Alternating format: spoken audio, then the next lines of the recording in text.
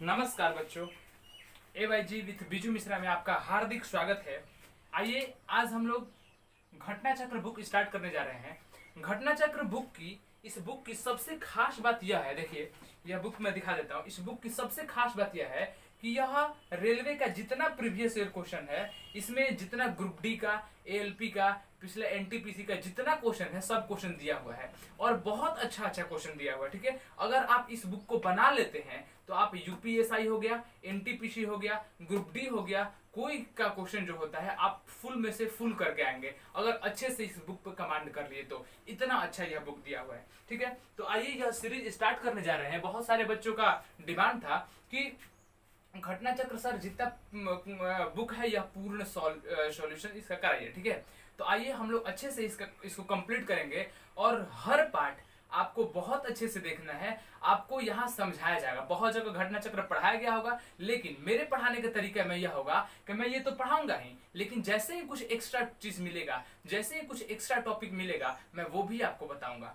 ठीक है, साथ साथ हर चीज हम लोग कंप्लीट करते चलेंगे और कभी भी हिम्मत नहीं हारनी है। याद रखना बच्चों, क्योंकि नन्ही चींटी जब दाना लेकर चलती है ना, चढ़ती दीवार पर 100 बार फिसलती है।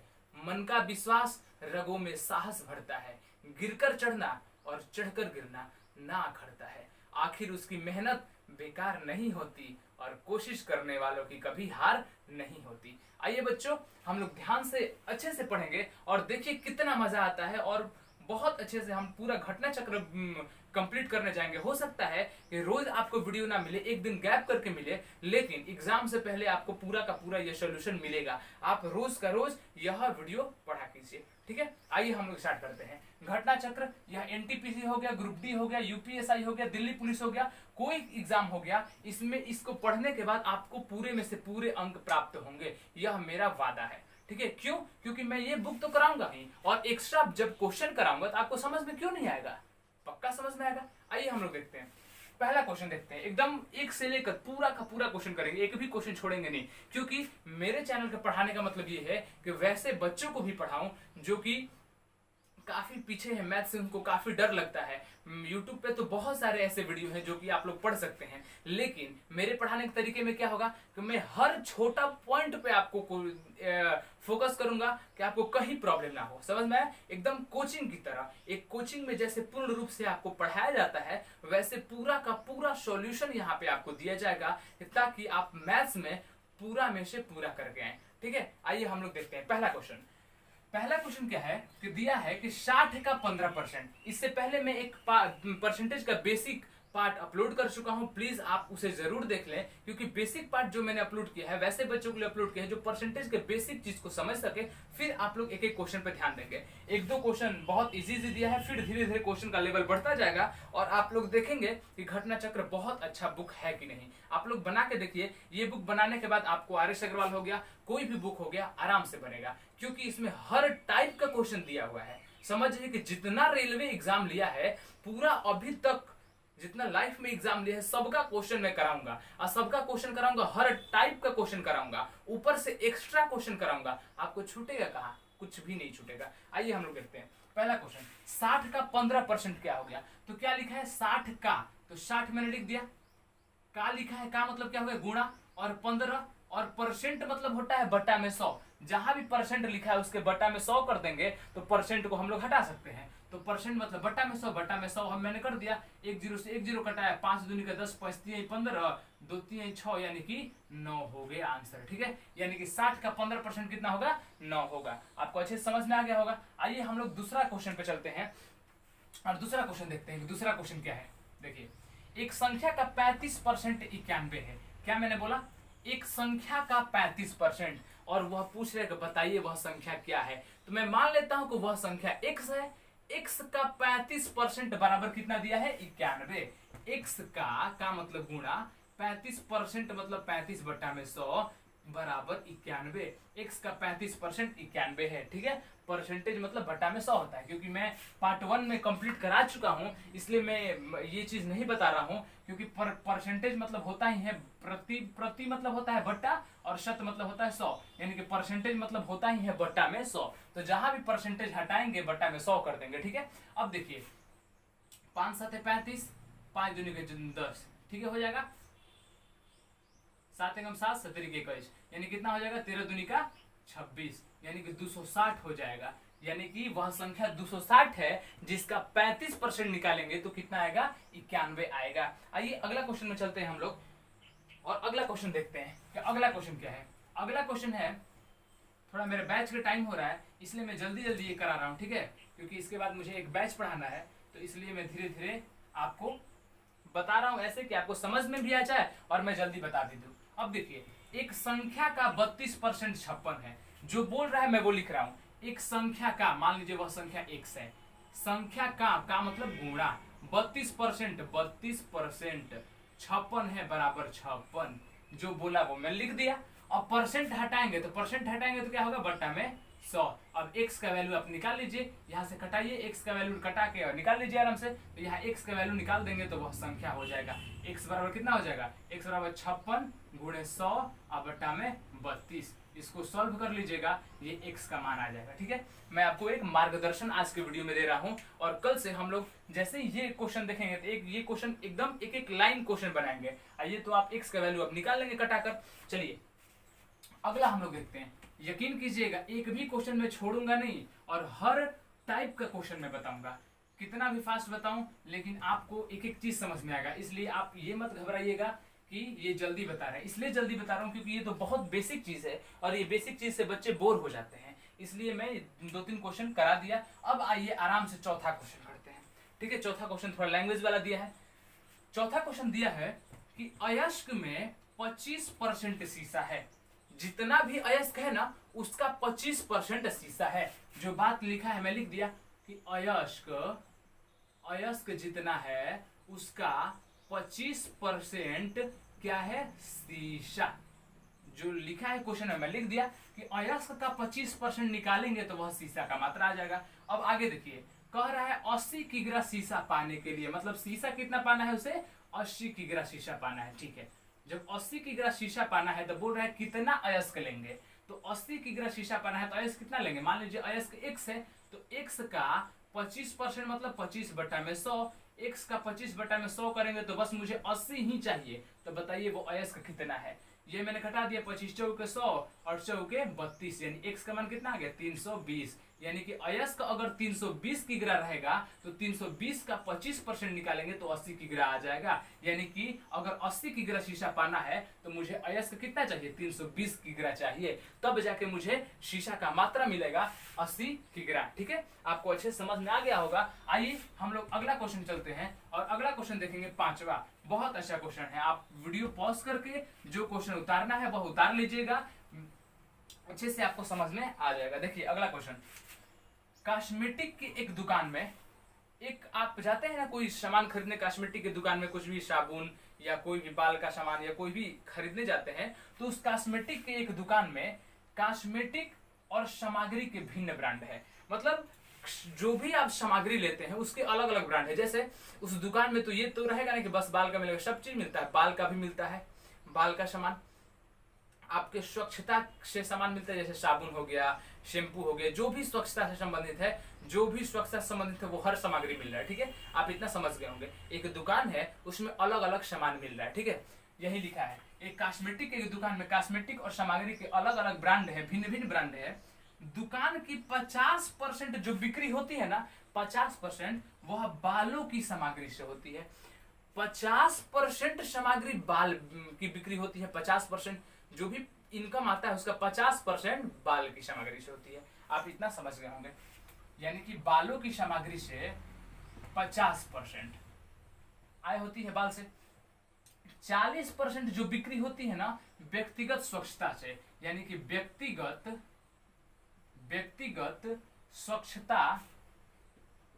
स्वच्छता से कितना परसेंट, 40%।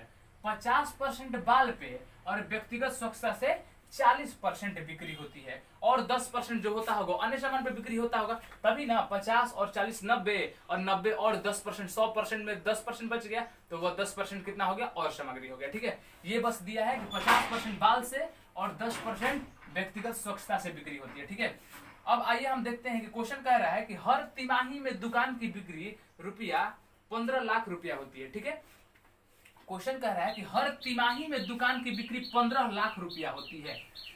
दुकान वाला बोल दिया कि मेरे पास 3 महीना में 15 लाख रुपया आता है और उसका 50% बाल से आता है, 40% व्यक्तिगत स्वच्छता से आता है। आपसे क्वेश्चन पूछ रहा है कि बताइए व्यक्तिगत स्वच्छता उत्पाद से होने वाली दुकान की प्रति माह बिक्री, मतलब 3 माह का वह अपना बता रहा है कि 15 लाख मैं कमाता हूं, ठीक है, पूरा का पूरा 15 लाख। तो बताइए एक महीना में वह व्यक्तिगत स्वच्छता से कितना कमाएगा। तो सबसे पहले 15 लाख कमाता है, ठीक है, 15 लाख वह कमाता है। तो 15 लाख कमाता है पूरा का पूरा, इसका 40% कमाता है व्यक्तिगत स्वच्छता से। 40% मतलब 40/100, यानी कि कितना कमाता है, 15 चौका 60,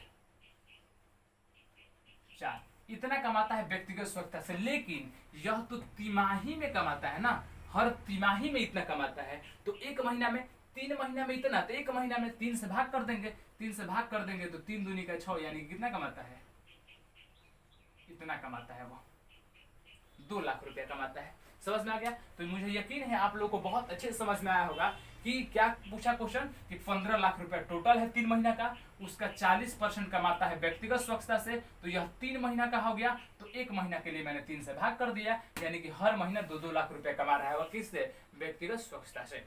मुझे यकीन है आप लोग को बहुत अच्छे से समझ में आया होगा। फिर मैं अगला 6 से लेकर 10 तक क्वेश्चन इसी में करा रहा हूं, आप वीडियो में बने रहे। देखते हैं छठा क्वेश्चन क्या है। कह रहा है एक छोटे से साबुन कारोबार में, साबुन का कारोबार है किसी का, तो साबुन कारोबार में विपणन पर, मतलब मार्केटिंग पर, इसका इंग्लिश क्या होता है, मार्केटिंग। तो विपणन पर 10% खर्चा होता है, मार्केटिंग पर वह 10% खर्चा करता है कि जाके मार्केटिंग करना है, ठीक है। कर्मचारियों के वेतन पर 65% खर्चा करता है। और क्या करता है, जो कारोबार है तो वह अपने मजदूर रखा होगा, कारोबारी रखा होगा, तो उसको 65% वेतन दे देता है, अपने जितना पैसा आता है। 10% पैसा खर्चा कर देता है किस पे, मार्केटिंग करने में, ठीक है, प्रचार करने पे। कच्चे माल पर 25% खर्चा होता है, मतलब खरीद के आता है साबुन बनाने के लिए, कच्चा माल तो खरीद के आएगा, उस पर वह 25% खर्चा करता है। तो कह रहा है कि यदि व्यापारी का कुल वेतन 65,000 रुपया देता है, कारोबार जो छोटे से साबुन कारोबार है उसमें से वह अपने जो मजदूर है उसको वेतन देता है, कितना वेतन देता है, 65,000 रुपया देता है।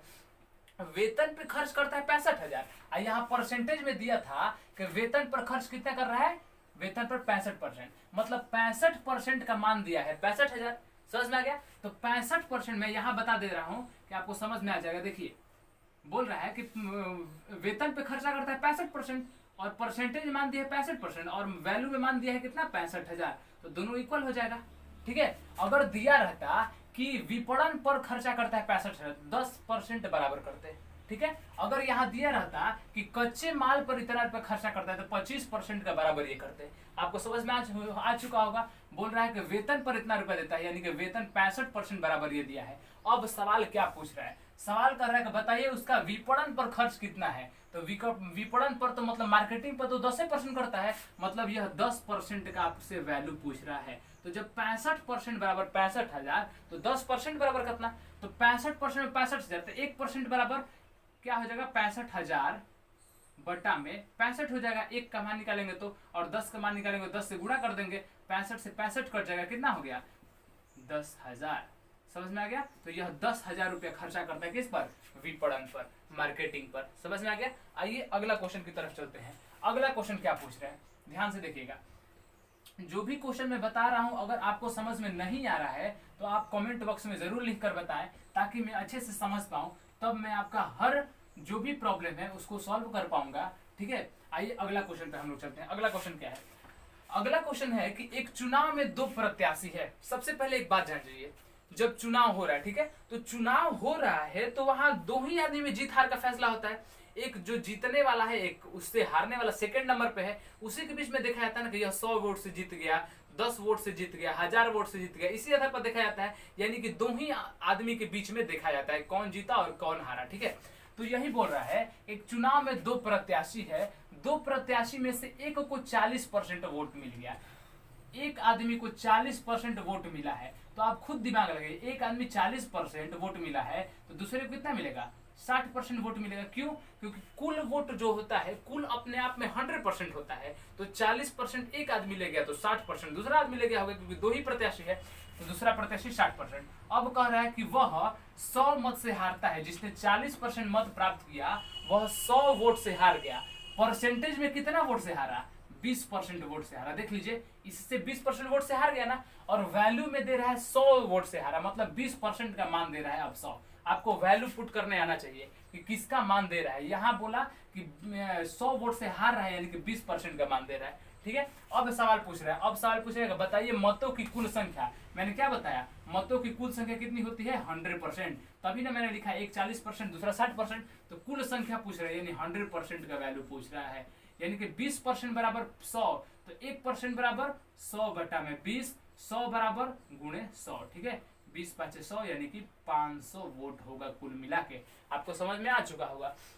अगर इसी सवाल में दिया रहता कि अगर ये पहला प्रत्याशी है या दूसरा प्रत्याशी है, अगर दिया रहता कि जीतने वाले ने 10,000 वोट प्राप्त किया, यानी कि बताइए यह जीता है कि यह जीता, आपको खुद समझ में आ गया कि जो अधिक प्राप्त किया वही ना जीतेगा। यानी कि जीतने वाले ने 10,000, मतलब 60% का वैल्यू अब 10 से दे दिया, तो आपको वैल्यू पुट करना आना चाहिए। अगर ये दे देता कि हारने वाले ने 10,000 प्राप्त किया, तो अब 40% का वैल्यू पुट कर देते। लेकिन यहाँ क्वेश्चन दिया है कि वह 100 वोट से हार गया, यानी कि 20% से हारा है, तो 20% का मान दिया है 100। तो पूछा है कुल, तो 100% निकाल देंगे। अगर पूछा रहता 60%, तो 20% बराबर 100, तो 60% बराबर कितना?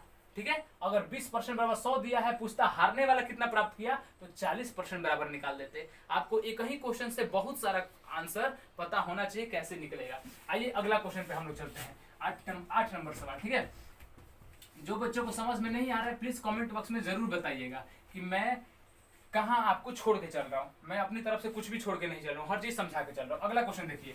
अगला क्वेश्चन दे रहा है कि एक विद्यालय में लड़का का 10% लड़कियों की संख्या के 1/4 के बराबर है। क्या बोल रहा है? जो लड़का है ना, मतलब बॉय, लड़का, तो लड़का का जो 10% है वह लड़की, मतलब गर्ल, लड़की के 1/4 के बराबर है। लड़की के 1/4 के बराबर है।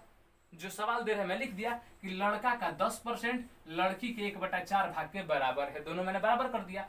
अब देखिए, दोनों जैसे ही बराबर किया तो यहाँ क्या हो गया? 10 बटा में 100 हो गया परसेंटेज का मतलब, यानी कि 10 बटा में क्या हो गया? 100 हो गया। 1/10 हो गया ना, यानी कि बी बटा में जी निकालेंगे अगर, बॉय बटा में गर्ल का अनुपात बराबर। यहाँ तो 1/4 पहले से था, यह 10 ऊपर चला जाएगा, यानी कितना हो जाएगा? 10 बटा में 4। अब 2 से घटाएंगे, 2 5 10, 2 दूनी के 4, कितना आ गया अनुपात? 5 और 2 अनुपात आ गया। किसका?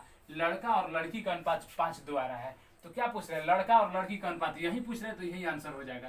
क्यों? क्योंकि लड़का पहले पूछ रहा है, फिर लड़की पूछ रहा है। तो पहले लड़का कितना है? 5, तो पहले लड़का लिखेंगे। लड़की कितनी है? 2, तो 2 लिख देंगे। 3:2 हो जाएगा। ठीक है, अगर लड़की और लड़का का अनुपात यही पूछ दे तो यही क्या होगा? लड़की पहले लिख। तो अब देखेंगे यहीं पे कि यहाँ पे लड़का, मतलब मैंने गलती लिख दिया है, 5 हो गया है।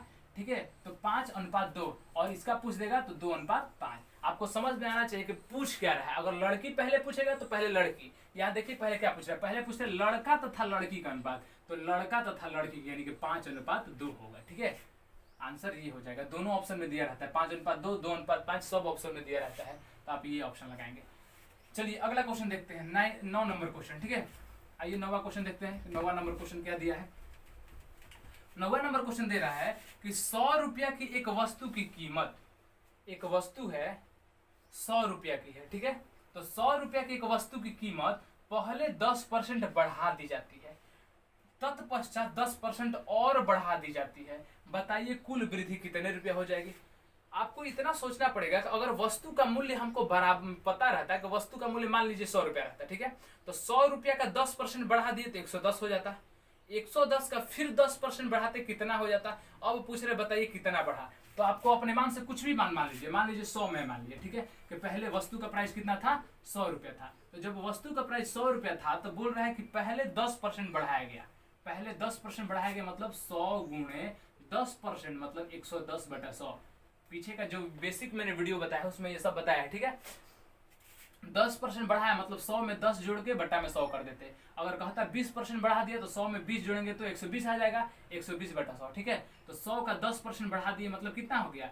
110 हो गया। ठीक है, अब फिर बोल रहा है कि 10% बढ़ा दी जाती है, तत्पश्चात 10% और बढ़ा दी जाती है, इसमें 10% और बढ़ाएगा 110 का, फिर 10% मतलब 110/100 फिर से करेंगे, दो जीरो कटाएंगे, मतलब अब हो जाती है 121। अब पूछ रहा है कि बताइए कुल वृद्धि कितनी हुई, 100 से कितना बढ़ गया, 21 बढ़ गया, यानी कुल वृद्धि कितनी हो गई, 21% कुल वृद्धि हो गई।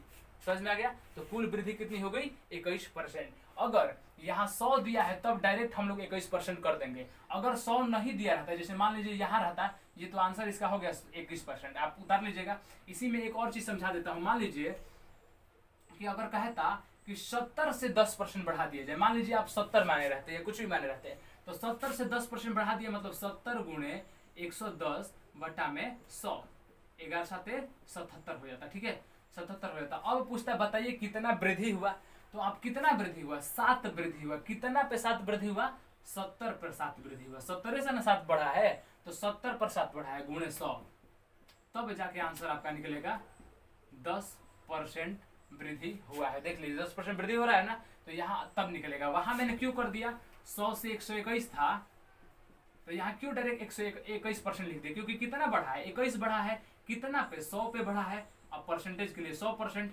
100 से 100 कट गया, डायरेक्ट 21% आ गया ना। तो 100 से जब भी तुलना करते हैं तो जितना बढ़ा रहता है ना, उतना परसेंट डायरेक्ट आंसर मार के चल देते हैं। क्यों? क्योंकि 100 डायरेक्ट जाके कट जाता है, इसीलिए मैं डायरेक्ट वहां पे 21% लिख दिया। आइए अगला क्वेश्चन देखते हैं, 10वां क्वेश्चन। 10वां क्वेश्चन क्या है, 10वां क्वेश्चन दे रहा है कि एक स्टेट में सफल होने के लिए किसी को 38% अंक प्राप्त करना जरूरी है। जितना नंबर है ना, जैसे मान लीजिए 100 नंबर है, तो 100 का 38% प्राप्त करेंगे तभी पास होंगे। अगर 200 नंबर है तो 200 को 38% प्राप्त करेंगे तभी पास होंगे, ठीक है। जितना नंबर रहेगा उसका 38% प्राप्त करना ही करना है, तभी पास आप होइएगा।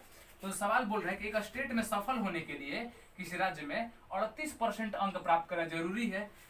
तो अगर 45 अंक में उत्तीर्णांक कितना होगा, अगर 45 नंबर का ही क्वेश्चन होगा, कितना का, 45 नंबर का ही अगर एग्जाम होगा, तो बताइए उसमें उत्तीर्णांक कितना होगा। तो 45 नंबर का क्वेश्चन है, ठीक है, पेपर है। और मैंने क्या बताया, जितना का पेपर है उसका 38% लाइएगा तभी आप पास होइएगा। यानी कि 38% मतलब कितना, 38 बटा में 100, 5 से कटेंगे, 5 दूनी का 10, 5 9 45, फिर से कुछ से कटेगा 10, फिर 17, 9 7 63, 6 और 9 6 15, यानी कि 10 से भाग दे देंगे फिर, यानी कि एक दशमलव आ जाएगा, ठीक है। यानी कि 15.3 जो होगा नंबर लाएंगे तब जाके आप पास। देखिए यहाँ पे मैंने एक गलती कर दिया कि यहाँ से कटाने में गलती कर दिया है। देखिए 45 गुणे 38 बटा 100 करना है, तो 5 9 45, 5 20, फिर कहेगा 2 से कटाएंगे, 2 दहा में, और ये 19 दूनी का 38 होता है, ठीक है। तो 99 81 8 9 8 कितना हो जाएगा, 17, यानी कि दशमलव, इतना आंसर होगा, ठीक है। मैंने पहले ही बोला अगर कुछ कैलकुलेशन में गलती होता है तो आप माफ कीजिएगा, क्योंकि आप उतना समझदार हैं, ठीक है। क्योंकि बोर्ड पे पढ़ाने टाइप कभी कभी होता है कि कुछ गलती हो जाती है, वो भी कैलकुलेशन है, प्रोसेस में गलती कभी नहीं होगी, कटाने में कहीं गलती हो गया तो आप उतना समझ जाइएगा, ठीक है। हम और आप जब मिलकर पढ़ेंगे तब जाके आगे बढ़ेंगे, ठीक है। आपने इतना सुनहरा टाइम दिया, इसके लिए आपका बहुत बहुत धन्यवाद।